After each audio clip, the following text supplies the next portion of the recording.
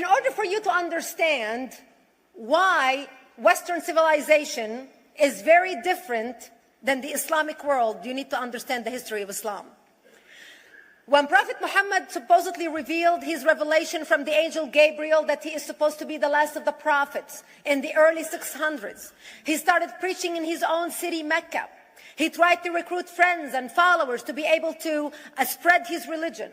And he tried for 12 years and failed. And after 12 years, he was only able to recruit his immediate family and friends. So he decided, if I go to Medina, which was the Jewish hub of Arabia, the business hub where the Jews lived, if I go there and preach my religion to them, if they accept me, that will buy me respect and stature between my own people, and they will accept me.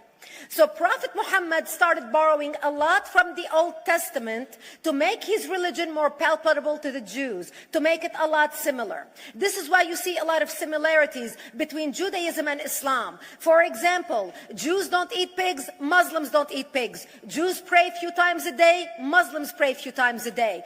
Jews fast on Yom Kippur, Muslims fast on Ramadan. And this is why you started seeing a lot of good writing in the beginning of the Quran when Prophet Muhammad was saying all the good things about the people of the book. He took his message and went to Medina trying to recruit the Jews, talking about the people of the book, talking about how similar the two religions are. When they refused to accept him and follow him as the last of the prophet, that's when he turned against them and started killing them and started expelling them. That's when Islam went from a spiritual movement for the first 12 years of Islam into a political movement cloaked in religion after the year of the Hijrah, after Muhammad went to Medina and the Jews did not accept him. He became a military warrior and declared war on them and started expelling them. Jews and Christians became dhimmi, or second-class citizens. They were only allowed to stay alive and not be killed only by paying the jizya, or the protection tax. So they had a choice: convert to Islam, or if you want to stay alive, you have to pay the jizya or protection tax, living as dhimmi in the Islamic nation. Christians and Jews could not ring church bells. Jews could not blow the shofar. Christians could not ring church bells. They could not pray publicly. Christians and Jews could not gather together and build new churches or new temples.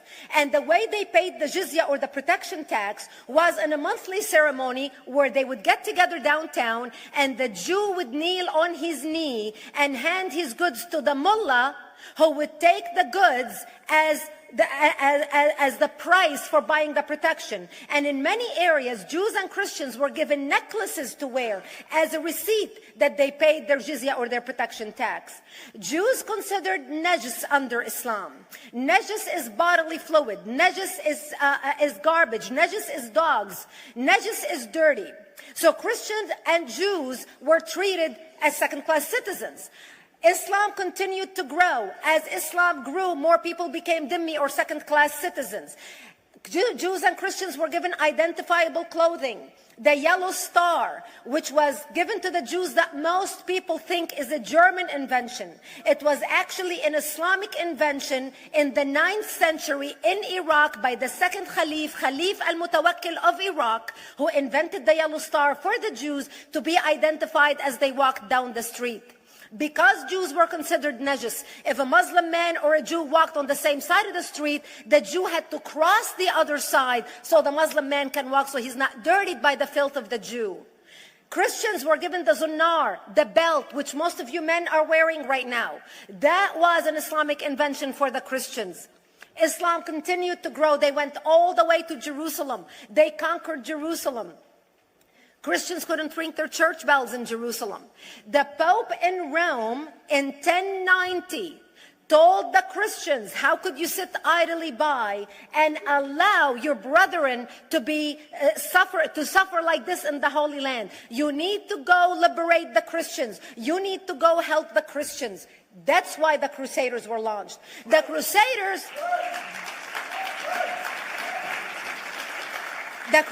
were not launched because they just felt like waking up in the morning and going and converting a bunch of Muslims or beheading them. The Crusaders were launched to liberate Jerusalem. And they were able to liberate Jerusalem for less than 100 years before Salah ad-Din al-Ayyubi, Saladin, took it back, and Jerusalem remained under Islamic control until 1967, when the State of Israel liberated Jerusalem, where Christians, Jews, and Muslims could pray under the same sky.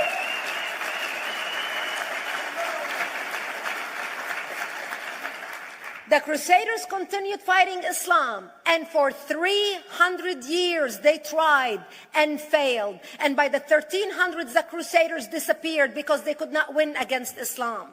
Islam continued to expand. They went all the way to Central Europe. They went all the way to China. They went to India. They conquered Spain. They changed the name of Spain from Spain to Andalusia.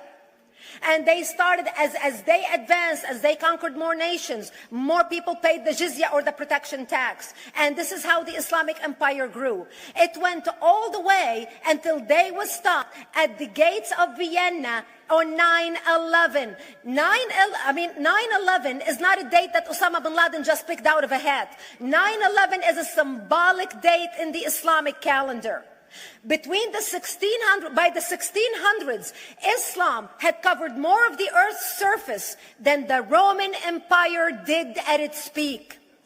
Between the 1600s and the 1800s, the Europeans were experiencing the European Industrial Revolution, where the Europeans were able to invent products on factory lines, where they are able to make money and sell products, which gave them the money to build a strong army in order to fight the Muslims. And that's how they were able to stop them at the gates of Vienna on 9/11.